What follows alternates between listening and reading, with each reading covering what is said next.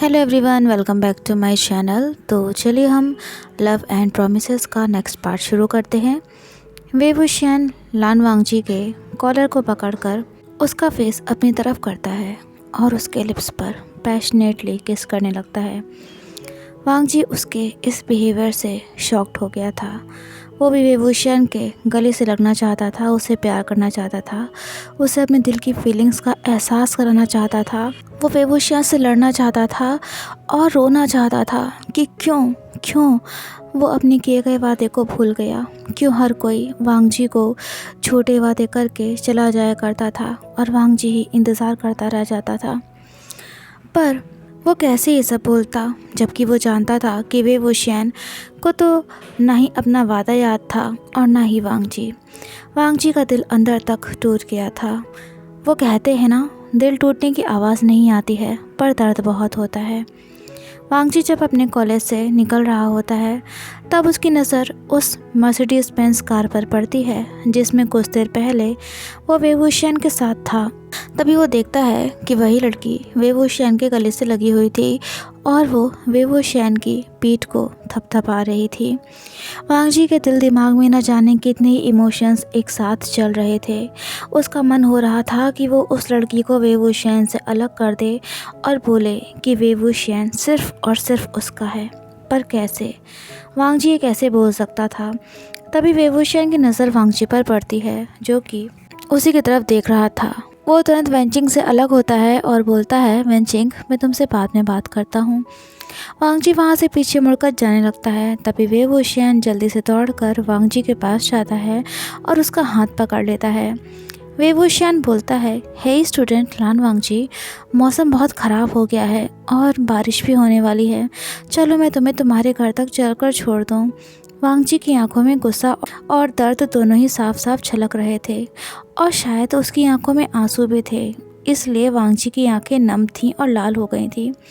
वेवुशियन एक पल के लिए चौंक गया था और वो पूछने वाला था कि क्या लान वांगजी रोया है, पर वो अपने चेहरे पर स्माइल लाते हुए कहता है, हे लान वांगजी, चलो ना, मैं तुम्हें तुम्हारे घर तक ओके सिर्फ घर के बाहर तक ड्रॉप कर दूंगा। वांगजी के मन में कई सारी बातें थीं जो वो वेवुशियन से पूछना चाहता था, कहना चाहता था, पर न जाने क्यों उसके मुंह से एक भी शब्द नहीं निकल पाया। ये एक तरफा प्यार वांगजी को बहुत तकलीफ़ दे रहा था।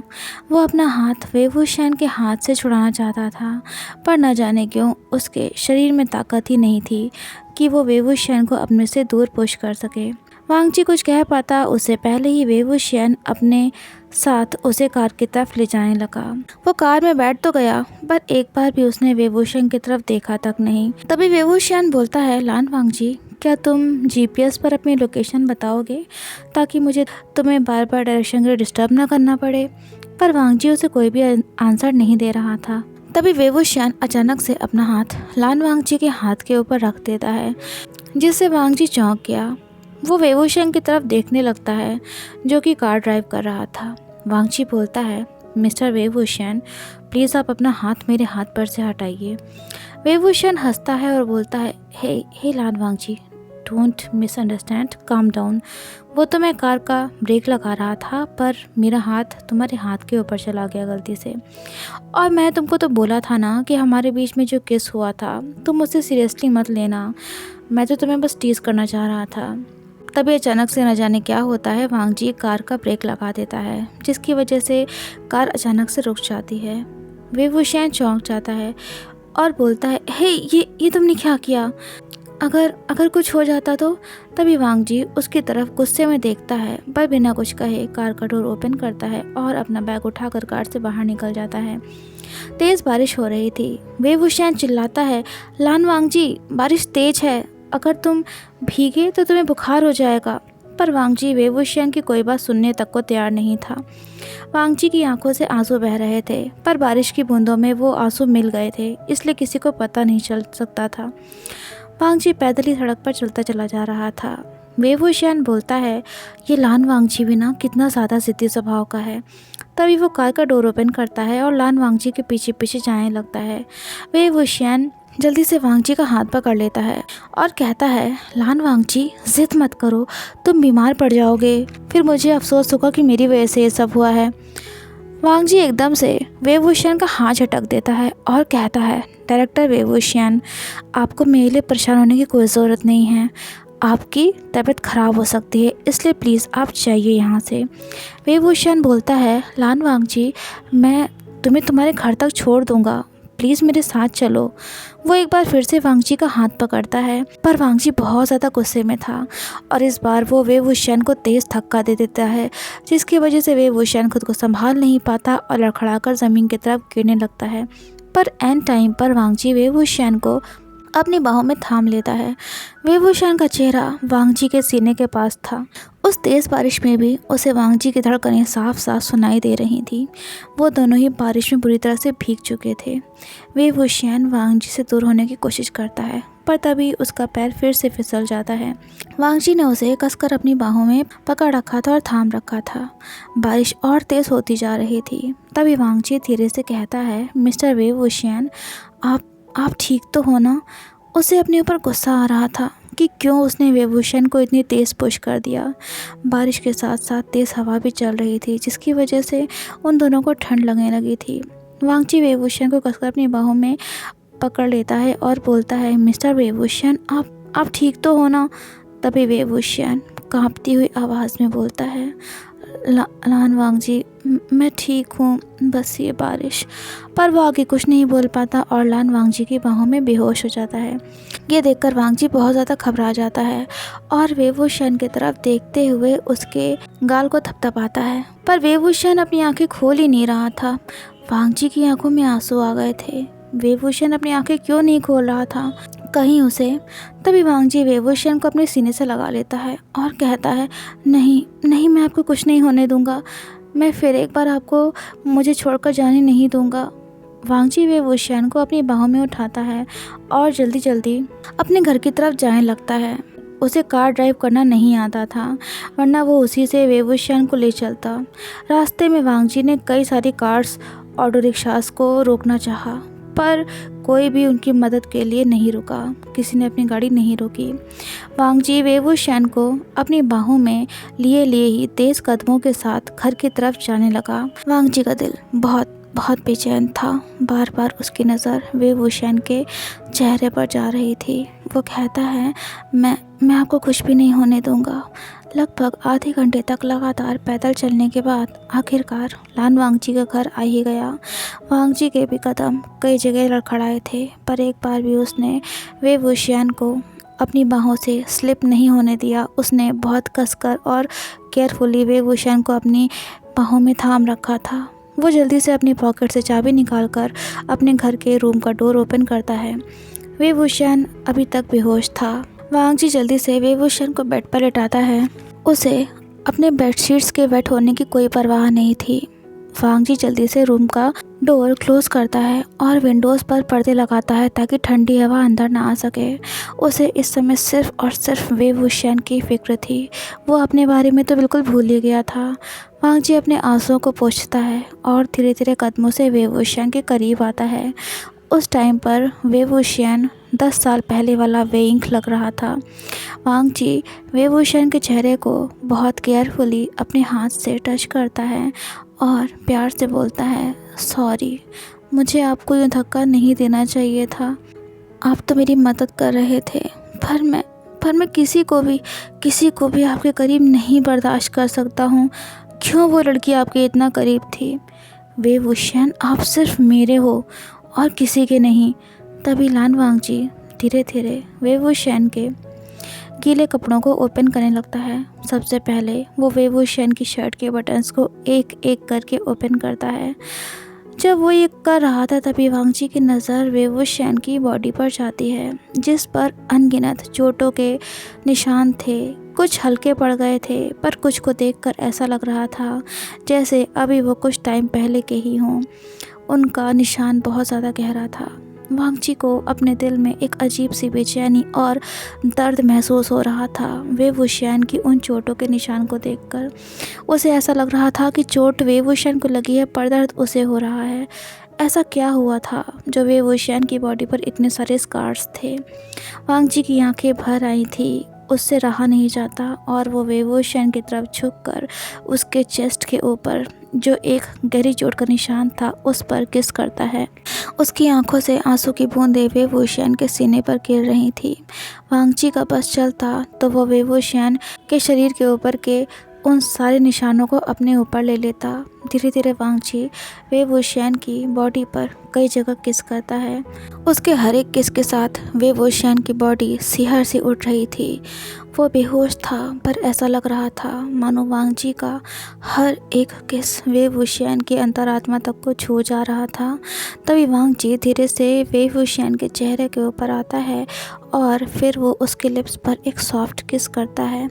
वो वे वुशियन से कहता है, आप सिर्फ़ और सिर्फ मेरे हो। सुना आपने, आप सिर्फ मेरे हो।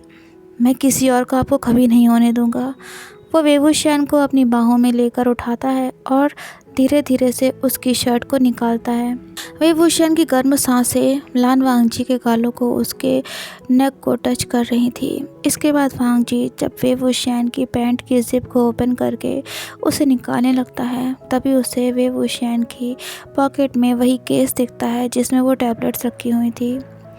वो उस केस को ओपन करके देखना चाहता था कि आखिरकार क्या था उनमें, पर वो ऐसा नहीं करता है। वांगची ने वे वुशियन का फ़ोन निकालकर टेबल पर रख दिया था, पर बैटरी डिस्चार्ज होने की वजह से फ़ोन स्विच ऑफ हो गया था। वो वे वुशियन के गीले कपड़ों को निकाल देता है, पर इस सब पर भी वांगची वे वुशियन की लोअर बॉडी की तरफ एक बार भी नहीं देख पा रहा था, क्योंकि उसे उसकी वे वुशियन को लेकर सेक्सुअल डिज़ायर्स का बहुत अच्छे से पता था। वांगची वे वुशियन के ऊपर वार्म ब्लैंकेट रैप करके उसे कुछ देर के लिए सोफ़ा पर लिटा देता है ताकि वो बेडशीट चेंज कर सके। बेडशीट चेंज करके वांगची फिर एक बार वे वुशियन को बेड पर लिटा देता है। उसका मन नहीं था वे वुशियन को छोड़कर जाने का, पर उसे अपने कपड़े भी चेंज करने थे, वरना उसकी तबीयत ख़राब हो सकती थी। वांगची वे वुशियन के फोरहेड पर किस करता है और बाथरूम में अपने क्लॉथ्स चेंज करने के लिए चला जाता है। वांगची शावर ले रहा था, तभी उसका हाथ अपने सीने पर जाता है जहाँ कट का गहरा निशान था। अब उसको उसमें दर्द नहीं होता था, पर उस स्कार से वांगची की एक गहरी याद जुड़ी हुई थी जो आज तक वो नहीं भूल पाया था और नहीं तो कोई भूलना चाहता था। तभी उसकी आंखों के सामने वे वुशियन का वो मुस्कुराता हुआ चेहरा याद आता है। फिर उसकी बॉडी पर इतने सारे चोटों के निशान। क्या राज था जो वे वुशियन ने अपनी उस ब्यूटीफुल सी स्माइल के पीछे छिपा रखा था। अचानक से वांगची को अपनी बॉडी में एक सेंसेशन सी महसूस होती है। उसे वे वुशियन का वो किस, वो उसका वांगची को पैशनेटली डीपली किस करना, फिर वांगची का वेंग की नेक को अपनी टंग से लिक करना, सक करना, ये सारी चीज़ें याद आते ही वांगची को अपनी लोअर बॉडी पार्ट अराउज्ड महसूस होती है। पर इस वक्त पर क्यों, जबकि वे वुशियन को तो वांगची याद भी नहीं था। तो फिर तभी वांगची शावर के नीचे खड़े होकर अपने सिर को काफ़ी देर तक पानी में भिगोता है ताकि वो और उसका माइंड दोनों ही काम डाउन हो सके। लगभग 15 मिनट बाद जब वांगची बाथरूम से बाहर निकलता है तो वो देखता है कि वे वुशियन बेड पर था और ठंड से काँप रहा था। वांगची जल्दी से उसके पास जाता है और कहता है, आप ठीक तो हो ना? तभी जब वो वे वुशियन के सिर पर हाथ रखता है तो देखता है कि उसका शरीर बुखार से तप रहा था। वांगची बहुत परेशान हो गया था। वो क्या करे, उसे कुछ भी समझ में नहीं आ रहा था, क्योंकि अभी तक तो वे वुशियन को होश भी नहीं आया था, तो वो दवाई भी नहीं खिला सकता था। वो धीरे से वे वुशियन के गाल पर हाथ रखता है और बोलता है, प्लीज़ अपनी आंखें खोलिए ताकि मैं आपको फ़ीवर की दवा दे सकूं, जिससे आपका फ़ीवर कम हो जाए। पर वे वुशियन तो अपनी आंखें खोल ही नहीं रहा था। तभी वह अचानक से वांगची की तरफ मुड़ता है और उसके गले में अपना हाथ डालकर उसे अपनी तरफ खींच लेता है। वे वुशियन ने अपना चेहरा वांगची के गले के पास छुपा लिया था और उसका शरीर बुखार से जल रहा था। वांगची चौंक जाता है, क्योंकि एक तो वे वुशियन नेकेड था, ऊपर से वो वांगची के इतना ज़्यादा करीब था। वांगची के दिल की धड़कनें बहुत तेज़ हो गई थी। तभी वे वुशियन उसे और कसकर अपनी बाहों में भर लेता है। वांगची के लिए खुद को वे वुशियन से दूर रख पाना अब पॉसिबल नहीं हो पा रहा था, पर वो वे वुशियन के साथ कुछ भी नहीं करना चाहता था। वे वुशियन को कांपते हुए देखकर मजबूरन वांगची को भी उस ब्लैंकेट के अंदर जाना पड़ा जो कि वे वुशियन ने ओढ़ी हुई थी। वांगची ने सिर्फ टॉवल रैप कर रखी थी और बाकी की उसकी बॉडी नेकेड थी। वे वुशियन ने वांगची को अपनी बाहों में कसकर पकड़ लिया था, पर वांगची के लिए सिचुएशन और ज़्यादा बुरी होती चली जा रही थी। उसकी और वे वुशियन की नेकेड बॉडी आपस में रब हो रही थी और वे वुशियन ने अपने हाथ से वांग जी को अपनी बाहों में कसकर पकड़ा हुआ था। पर वांग जी ने एक बार भी वे वुशियन की तरफ नहीं देखा, लेकिन बावजूद इसके एक बार फिर वांग जी की लोअर बॉडी पार्ट अराउज्ड हो जाती है। उसके लिए तो ये सिचुएशन बहुत ही अनकम्फर्टेबल थी। वे वुशियन तो बेहोश था, पर वांग जी के लिए खुद को कंट्रोल करना नामुमकिन सा होता जा रहा था। उसकी बॉडी भी हॉट होने लगी थी, बुखार की वजह से नहीं बल्कि वे वुशियन के टच से, और वो इतना करीब था इसकी वजह से। वांग जी ने अपने हाथों को एक ही जगह पर रखा हुआ था, तभी वे वुशियन उसके गले पर से उसके सीने के पास आ जाता है और वो अपने हाथ को वांग जी के सीने पर रखकर उसे धीरे धीरे से सहलाने लगता है। वांग जी बिल्कुल पागल सा हो गया था, वो क्या करे, उसे कुछ भी समझ में नहीं आ रहा था। तभी वो एकदम से वे वुशियन के ऊपर आ जाता है। उसने अभी भी टॉवेल पहन रखी थी, उसके और वे वुशियन के लोअर बॉडी पार्ट्स एक दूसरे से रब हो रहे थे, जिसकी वजह से वांग जी और ज़्यादा अराउज्ड हो गया था। तभी वो वे वुशियन के कान के पास जाकर धीरे से बोलता है, मिस्टर वे वुशियन, अगर आप जानबूझकर मुझे टीज़ कर रहे हो तो ये बिल्कुल भी अच्छी बात नहीं है, क्योंकि आप जो करना चाहते थे वो हो चुका है। आपने मुझे अराउज कर दिया है। मैं आपको प्यार करना चाहता हूँ, आपको किस करना चाहता हूँ, आपके गले से लगना चाहता हूँ और आपके अंदर एंटर होना चाहता हूँ। वांग जी की सांसें गर्म हो गई थी और उसकी आवाज़ कांप रही थी। तभी वो वे वुशियन की तरफ देखता है और बोलता है, आप इतने साल बाद मेरे पास वापस आए, पर कैसे? आपको तो मैं याद भी नहीं हूँ, फिर मेरे दिल में आपके लिए प्यार ख़त्म नहीं हुआ है बल्कि और ज़्यादा बढ़ गया है। आपको नहीं पता मिस्टर वे वुशियन कि आपको लेकर मैं कितना ज़्यादा पॉजिटिव हूँ। मेरा बस चलिए तो मैं आपको इस घर में, इस दिल में, अपने दिल में कैद कर लूँ ताकि फिर कभी आप मुझे छोड़कर ना जा सकें। तभी वांग जी प्यार से वे वुशियन के गाल को टच करता है और नम आँखों से कहता है, क्या सच में मैं आपको याद नहीं हूँ? प्लीज़ अगर आप नाटक कर रहे हो तो प्लीज़ इसे ख़त्म कर दो। मैं आपके बिना नहीं रह पा रहा हूँ। पिछले 10 साल मैंने कैसे गुजारे हैं ये मैं ही जानता हूँ। प्लीज़ मिस्टर वे वुशियन। तभी वांग जी अपना सिर वे वुशियन के सीने पर रख लेता है और कहता है, मैं आपसे बहुत प्यार करता हूँ। प्लीज़ मुझे और तकलीफ़ मत दीजिए, प्लीज़। तभी वांग जी वे वुशियन की नेक के पास जाता है और उसके नेक को अपनी टंग से लिक करता है और फिर अपनी माउथ से सक करता है। ना चाहते हुए भी वांग जी का हाथ वे वुशियन के लोअर बॉडी पार्ट पर चला जाता है, जिसे वांग जी अपने हैंड से रब करने लगा था। लान वांग जी गहरी सांसें लेते हुए वे वुशियन की बॉडी पर इधर उधर किस करने लगता है। कभी वो उसके कान को अपनी टंग से लिक करता है तो कभी वो वे वुशियन के गाल पर किस करता है। उसका लोअर बॉडी पार्ट भी बहुत ज़्यादा हार्ड और अराउज्ड हो गया था। तभी अचानक से वांग जी रुक जाता है और कहता है, ये मैं क्या कर रहा हूँ? नहीं, ये सही नहीं है। मिस्टर वे वुशियन मुझसे प्यार नहीं करते हैं, मुझे अपने आप को कंट्रोल रखना है। ये कहते ही वांग जी बेड से उतर कर जाने लगता है, पर तभी जब वो देखता है कि वे वुशियन अभी भी बुखार की वजह से और ठंड की वजह से कांप रहा था और उसे बहुत तेज़ फीवर था, तो वांग जी के कदम रुक जाते हैं। वो वे वुशियन के साथ ब्लैंकेट में वापस से लेट जाता है, क्योंकि इस समय वे वुशियन को और उसकी बॉडी को गर्माहट की ज़रूरत थी, जो कि सिर्फ़ और सिर्फ वांग जी ही उसे दे सकता था।